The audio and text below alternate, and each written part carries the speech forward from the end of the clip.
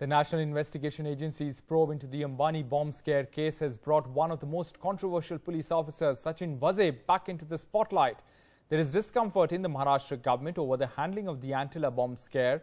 NCP Chief Sharad Pawar met Uddhav Thackeray at the Chief Minister's official residence Varsha today in Mumbai.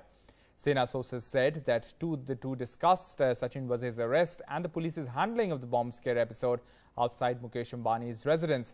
Top Maharashtra ministers also met at Chief Minister Uddhav Thackeray's residence. The NIA has taken over the probe and found out that Waze had allegedly seized his own residence's CCTV footage and removed it.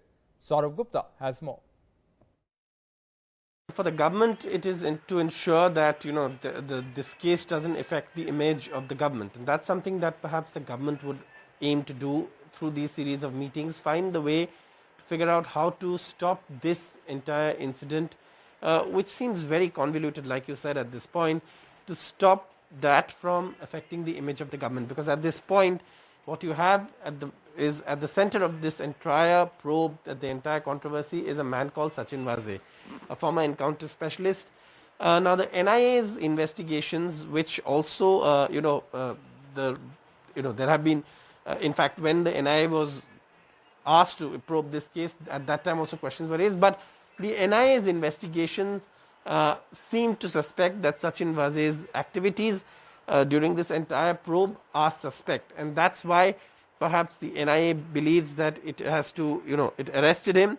It also is saying that, in several cases, important evidence like CCTV footage is missing. There's another CCTV footage that's also available of someone in a PPE-CLAD, a PPE-CLAD man walking around, and the NIA suspects it could be Sachin Waze himself.